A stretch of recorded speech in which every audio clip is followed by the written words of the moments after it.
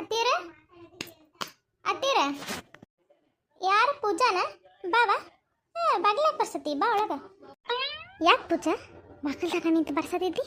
ಯಾಕದ ಒಳಗೆ ಬರಬಾರ್ದನ ಹುಡುಗಿ? ಹಾಂ ಇಲ್ರಿ ಅತ್ತೀರ, ಅದು ನೀವು ಮಲ್ಕೋಬೇಕಂತ ಬಂದ್ರಲ್ಲ, ಮಲ್ಕೊಂಡಿದ್ದೆ ಸುಮ್ಮನೆ ಯಾಕೆ ಡಿಸ್ಟರ್ಬ್ ಮಾಡೋದು ಅಂಥೇಳಿ ಬಾಗ್ಲ ಬಾರಿಸಿ ನೋಡು, ಓ ಅಂದ್ರಷ್ಟೇ ಹೋಗೋನು, ಇಲ್ಲ ಅಂತಂದ್ರೆ ವಾಪಸ್ ನಾನು ಹೋಗಿ ಮಲ್ಕೊಂಡು ಬಿಟ್ರೆ ಆತ ಅಂದ್ಕೊಂಡು ಬಂದೆ. ಮತ್ತು ಬಾರಿಸಿದ್ದೆ, ನೀವು ಎಚ್ಚರ ಇದ್ರಲ್ಲ ಅದಕ್ಕೆ ಒಳಗೆ ಬಂದೆ.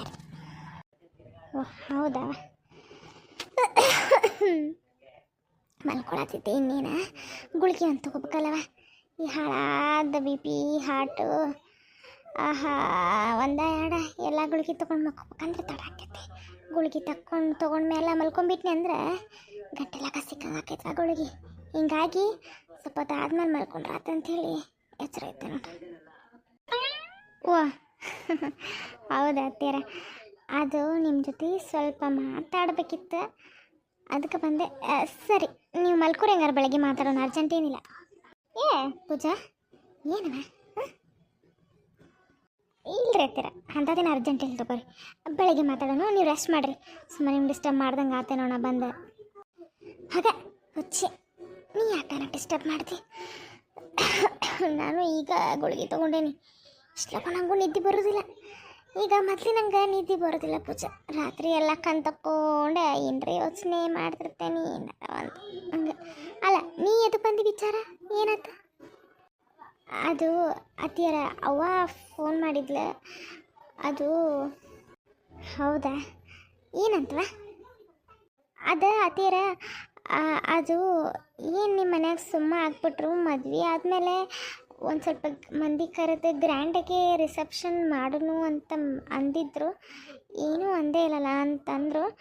ಹೀಗಾಗಿ ನೋಡುವ, ನಿಮ್ಮ ಅತ್ತೆ ಮನೊಂದು ಮಾತನ್ನ, ಇಲ್ಲ ನಾನೇ ಫೋನ್ ಹಚ್ಚೋದಾದ್ರೆ ಹಚ್ತೇನೆ ಅಂತಂದ್ರೆ, ಅದಕ್ಕೆ ನಿಮ್ಮ ಮುಂದೆ ಅಂದ್ರಾತು, ನಿಮ್ಮ ಕಿವಿಗೆ ವಿಚಾರ ಮುಟ್ಟಿಸ್ತಿದ್ರಾತು ಅಂತೇಳಿ ಬನ್ರಿ ಅತ್ತೀರ. ಓ ಹೌದವ, ಹೌದು, ನಿಮ್ಮ ಮದುವೆ ಆದಮೇಲೆ ನೋಡಿದಿಲ್ಲ, ಅದು ಇದು ದೇವ್ರಿಗೆ ಹೋಗೋದು ಅದು ಗದ್ದಲ, ಮತ್ತು ನಮ್ಮ ಚಿಗವ್ ಬಂದ್ಲಲ್ಲ, ನಾನು ಈ ಗದ್ದಲದಾಗ ಮರ್ತಾ ಬಿಟ್ಟೆ ಇದೊಂದು ವಿಚಾರ. ನನಗೂ ಮಂದಿ ಭಾಳ ಕೇಳತ್ತಾರ ಪೂಜಾ, ಹೋದಲ್ಲೇ ಬಂದಲ್ಲೇ. ಮದುವೆ ಏನೋ ಅವಸರದಾಗ ಮಾಡ್ಕೊಂಡ್ರಿ, ಈಗ ನೀವು ಆರಾಮಾದಿರಲ್ಲ, ನಿಮ್ಮ ಆರೋಗ್ಯನೂ ಆರಾಮ ಐತಿ. ಗ್ರ್ಯಾಂಡಾಗಿ ಮಂದಿ ಎಲ್ಲ ಕರೆದು ಒಂದು ರಿಸೆಪ್ಷನ್ ಅಂತ ಮಾಡಿದ್ರೆ ಚಲೋ ಆಕೈತಿ. ಸಿದ್ಧಾರ್ಥ ಅಂತ ಹೇಳಿ ಒಬ್ಬ ದೊಡ್ಡ ಮನುಷ್ಯಗ ನೀವು ಈ ನಮನಿ ಮದುವೆ ಮಾಡಿಬಿಟ್ರಿ ಅಂತ ಅನ್ನತ್ತಿದ್ರೆ ನನಗೂ ಒಂಥರ ಮುಜುಗರ ಅನ್ನಿಸ್ತು ಅವ್ರ ಮಾತೆಲ್ಲ ಕೇಳಿದಾಗ. ಈ ಗದ್ದಲದಾಗ ಮರ್ತಾ ಬಿಟ್ಟಿದ್ದೆಪ್ಪ ನೋಡಿ ಪೂಜಾ. ಆತ್ವಾ ಆತು, ನೀನು ನೆನಪು ಮಾಡಿದ್ದು ಚಲೋನ ಆತ. ಗಿರ್ಜವ್ವ ನಿನಗೆ ನನಗೆ ಫೋನ್ ಹಚ್ಚಿ ಕೇಳಿದ್ರೆ ನಾನೇ ಹೇಳ್ತಿದ್ದೆ. ಪಾಪ ಕೀರ ಹೆಂಗೆ ಕೇಳ್ಬೇಕು ಬಿಡು. ಒಂದು ಕೆಲಸ ಮಾಡೋಣ ಪೂಜಾ, ನಾಳೆ ಬೆಳಗ್ಗೆ ನಿನ್ನ ಗಂಡನ ಜೊತೆ ಮಾತಾಡಿ ಅದೇನೇನು ಬೇಕು ಅದರದ್ದೆಲ್ಲ ತಯಾರಿ ಮಾಡೋಣ ಅಂತ. ಸರಿ ಅತ್ತಾರೆ, ಸರಿ ಅಂದ್ರೆ ಅವಾಗ ಹೇಳಿಬಿಡ್ರಿ ನಂಗರ್ನ. ನೀ ಯಾಕೆ ಹೇಳ್ತಿ? ನಾನು ಬೆಳಗ್ಗೆ ಫೋನ್ ಮಾಡಿ ಹೇಳ್ತೀನಿ. ಒಂದು ಚಲೋ ಹಾಲ್ ನೋಡಪ್ಪ, ಮದುವೆ ಅಂತೂ ದೊಡ್ಡ ಪ್ರಮಾಣದಾಗ ಮಾಡೋಕ್ಕಾಗಲಿಲ್ಲ, ಇದನ್ನಾರ ಒಂದು ದೊಡ್ಡ ಪ್ರಮಾಣದಾಗ ಮಾಡಿ ನಿನ್ನ ಆಫೀಸ್ನವರು, ನಾವು ಮನೆಯವರು, ಬಂಧು ಬಳಗ, ನಿಮ್ಮ ಬಂಧು ಬಳಗ ಎಲ್ಲರೂ ಬರಲಿ, ಚೆಂದಾಗೆ ಅಡುಗೆ ಮಾಡಿಸಿ ಎಲ್ಲ ಡೆಕೋರೇಷನ್ ಮಾಡಿಸಿ, ನೀವು ಚಂದನೂ ಅರವಿ ತಗೋರಿ, ಹಾಕ್ಕೊಂಡು ಉಟ್ಕೊಂಡು ನಿಂತು ಚೆಂದಾಗೆ ಫಂಕ್ಷನ್ ಮಾಡ್ಕೊರುವ. ಮದುವೆ ಅಂತರೂ ಇಷ್ಟೆಲ್ಲ ನಮಗೆ ದೇವ್ರು ಕೊಟ್ಟು ನಿಮ್ಮದು ಗ್ರ್ಯಾಂಡಾಗಿ ಮದುವೆ ಮಾಡೋಕ್ಕಾಗಲಿಲ್ಲ, ಆದರೆ ಮತ್ತೆ ರಿಸೆಪ್ಷನರ ಗ್ರ್ಯಾಂಡಾಗಿ ಮಾಡಿರತ್ತ. ಆದರೆ ಅತ್ತೀರ ಆಯ್ತು,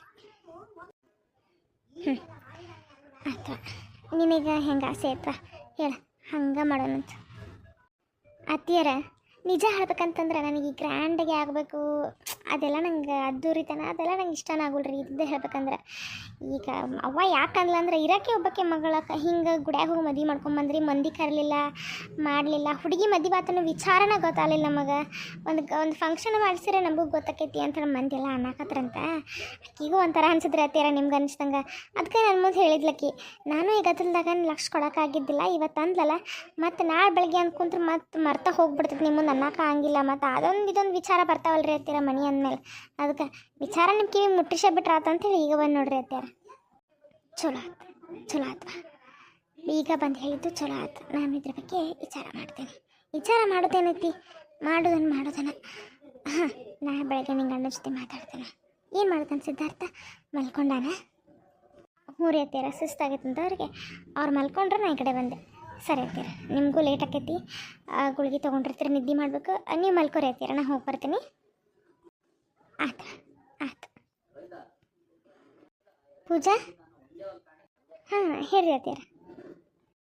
ನಿನಗೆ ಈ ವಿಚಾರ ಹೇಳ್ಬೇಕು ಅಂದ್ಕೊಂಡಿದ್ದೇವ, ಅದ್ರ ಬಾ ತಡಾಗಿ ಹೇಳಾಕತ್ತೀನಿ. ನನ್ನ ಮಗ ಸಿದ್ಧಾರ್ಥ ಭಾಳ ಸೂಕ್ಷ್ಮವ, ಭಾಳ ಸೂಕ್ಷ್ಮ ಮನುಷ್ಯ. ಅವಂಗೆ ಇಂಥದ್ದು ಇಷ್ಟ ಅಂತ ಜೀವನದಾಗ ಎಂದೂ ಅವ ಬೇಡಿ ಬಯಸಿದ್ದಿಲ್ಲ, ತೊಗೊಂಡಿದ್ದಿಲ್ಲ. ನಾ ಕಂಡಾಗಿಂದ ನನಗೆ ಅವರಪ್ಪ ಅಂಥೇಳಿ ಅವರಪ್ಪ ಇದ್ದಾಗ ಅವ್ರ ತಮ್ಮ ತಂಗಿ ಅವ್ರಿಗೇನು ಇಷ್ಟನೋ ಅದನ್ನ ಕೊಡ್ಸ್ಕೊತ ಬಂದ ಹೊರತು ತನಗೇನು ಇಷ್ಟನೋ ಅವ ಎಂದೂ ಮಾಡ್ಕೊಲೇ ಇಲ್ಲ. ನಾವು ಜೀವನದಾಗ ಇಷ್ಟಪಟ್ಟಿದ್ದನ್ನು ನಿನ್ನೊಬ್ಬಕ್ಕಿನ ನಾನು ನೋಡ್ದಂಗೆ, ಅದಕ್ಕವ ನಾನು ಹಿಂದೆ ಮುಂದೆ ವಿಚಾರ ಮಾಡ್ದಂಗೆ ನಿನ್ನ ಅವನಿಗೆ ಮದುವೆ ಮಾಡಿಸ್ಕೊಟ್ಟೇನಿ. ಹಂಗಂತೇಳಿ ನೀ ಏನು ಕಡಿಮೆ ಇಲ್ಕೊಳದಾಗ ನೀನು ಅಪರಂಜಿನ. ಅದಕ್ಕೆ ನಮ್ಮ ಸಿದ್ಧಾರ್ಥ ನೀನು ಇಷ್ಟಪಟ್ಟಾನೆ.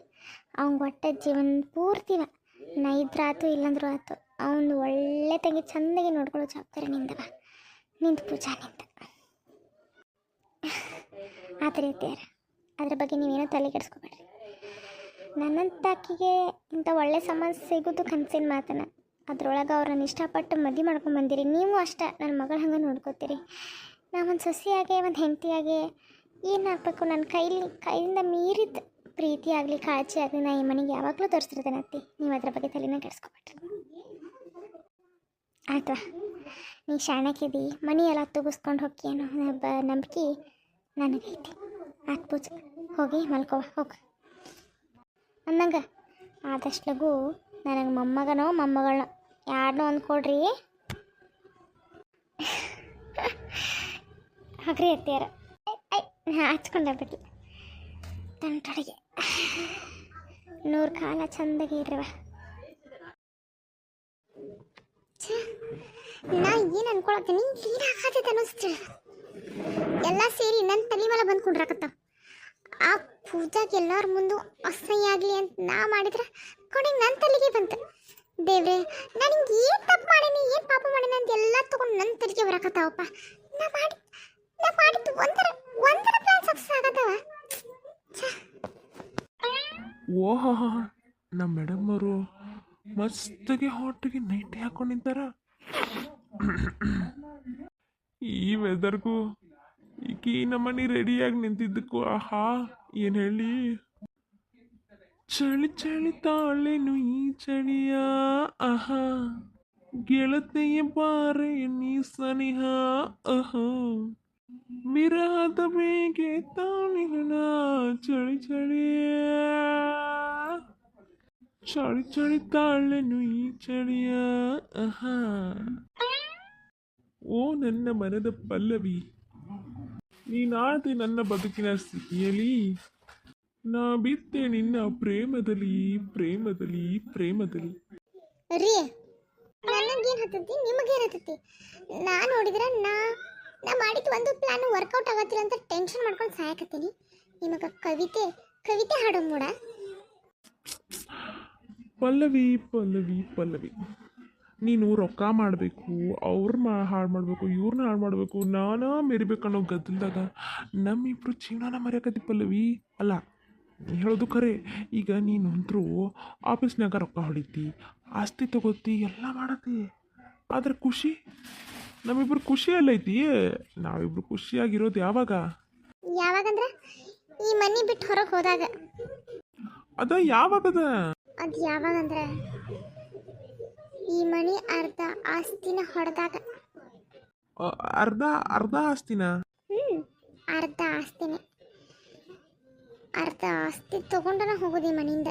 ಅವಾಗ ನಮ್ಮದೇ ಒಂದು ಮನೆ ಮಾಡ್ಕೊಂಡು, ನಮ್ಮದೇ ಆಸ್ತಿ ಪಾಸ್ತಿ, ನಮ್ಮದೇ ಒಂದಿಷ್ಟು ಕಂಪ್ನಿಗಳು ಮಾಡ್ಕೊಂಡು, ಫ್ಯಾಕ್ಟ್ರಿಗಳು ಮಾಡ್ಕೊಂಡು ಹಾಯಾಗಿ ಜಮ್ಮಂತಿರ್ಬೋದು. ಅದ ಯಾವಾಗಂದ್ರೆ ನಾನು ನೆಗೆದು ಬಿದ್ದಾಗ, ಇಲ್ಲ ನೀವು ನೆಗೆದು ಬಿದ್ದಾಗ. ಯಾವಾಗಂದ್ರೆ ಅದನ್ನೆಲ್ಲ ಮಾಡ್ಕೊಳ್ಳೋ ಪ್ರಯತ್ನದಾಗ ಅದನ್ನಲ್ಲ. ನಾ ಹಿಂಗೆ ಹೇಳ್ತೇನಂತ ಬೇಜಾರು ಮಾಡ್ಕೊಬೇಡ ಪಲ್ಲವಿ. ಅಲ್ಲ, ಈಗಾಗಲೇ ಎಷ್ಟು ಕೊಂಡು ರೊಕ್ಕ ಹೊಡೆದಿವಿ ನಾವು ಅಲ್ಲಿಂದ, ಎಷ್ಟು ಕೊಂಡು ಸೈಟ್ ತೊಗೊಂಡಿವಿ, ಫ್ಯಾಕ್ಟ್ರಿಗಳು ಕಟ್ಟೀವಿ. ಅಷ್ಟೇ ಅಲ್ಲ, 3-4 ಮನೆಗಳು ತೊಗೊಂಡೀವಿ, ಬಾಡಿಗೆನೂ ಬಿಟ್ಟಿವಿ. ನಮ್ಮ ಜೀವನಕ್ಕೆ ಇನ್ನೇನು ಬೇಕು ಹೇಳ ಪಲ್ಲವಿ?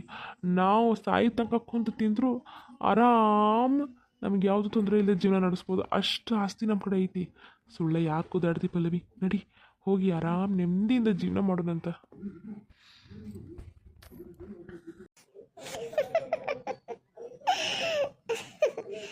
ಅದಕ್ಕೆ ರಮೇಶ್ ನಿಮ್ಮನ್ನ ಹುಚ್ಚರು ಅಂತ ಹೇಳೋದು. ನಾವೀಗಾಗಲೇ ಹೊಡೆದಿರೋದು ಈ ಆಸ್ತಿ ಗಿರ್ದಾನೂ ಅಲ್ಲದ, ಗಿರ್ದಾದಷ್ಟು ನಾವು ತಗೊಂಡಿಲ್ಲ. ಬರೀ ಇಷ್ಟೇ ತಗೊಂಡು ಹೊರಗೆ ಹೋಗ್ಬಿಟ್ರೆ ಈ ಸಿದ್ಧಾಂತು ಪೂರ್ತಿ ಆಸ್ತಿ ಒಳಗೆ ಮರಿತಾರ. ಅದ್ರ ಬದಲಿ ನಾವು ಇಲ್ಲೇ ಇದ್ರ ಅರ್ಧ ಆಸ್ತಿ ಹೊಡೆದ್ರ ನಾವು ಅಷ್ಟೇ ಅಲ್ಲ, ನಮ್ಮ ಮಕ್ಕಳು ಮರಿ ಅವ್ರ ಮಕ್ಕಳು ಮರಿ ಸಹಿತ ಜೀವನ ಪೂರ್ತಿ ಕುತ್ಕೊಂಡು ತಿಂದ್ರು ನಮ್ಮ ಆಸ್ತಿ ಕರಗಂಗಿಲ್ಲ. ಅಷ್ಟು ಮಾಡಿನ ಕೈ ಬಿಡಕ್ನ ಹಂಗೆ ಬಿಡು ಮಗಳ ಅಲ್ಲಣ. ಯಾರು ಹೇಳ್ರಿ ನಾನು ಪಲ್ಲವಿ. ಪಲ್ಲವಿ, ನೀ ಹೇಳೋದೇನೋ ನಿಜಾನ.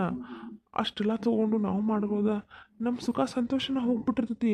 ನಮಗೆ ಈ ವಯಸ್ಸು ಹೋಗಿ ನಾವು ಮುದುಕರಾದ್ಮೇಲೆ ಇದನ್ನೆಲ್ಲ ತೊಗೊಂಡು ಎಂಜಾಯ್ ಮಾಡಕತ್ರಿ ಏನು ಮಾಡೋದು Pallavi?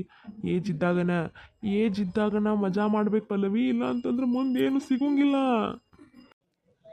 Just shut up Ramesh. ಸುಳ್ಳ ನಂಗೆ ಇರಿಟೇಟ್ ಮಾಡಬೇಡ್ರಿ. ನಾನೇ ಬೇರೆ ಮೂಡ್ ಒಳಗದೀನಿ, ನೀವು ಬಂದು ನನ್ನ ತಲೆ ಕೆಡಿಸ್ಬೇಡ್ರಿ. ಹೋಗ್ರಿ, ಸುಮ್ಮನೆ ಹೋಗ್ರಿ. ಊಟ ಆಗೈತಲ್ಲ, ಅದೊಂದು ಕೆಲಸ ಅಂದ್ರೆ ಬರಬ್ಬರ್ ಮಾಡಿರ್ತೀರಿ. ಹೋಗಿ ಬಿದ್ಕೊ ಹೋಗ್ರಿ.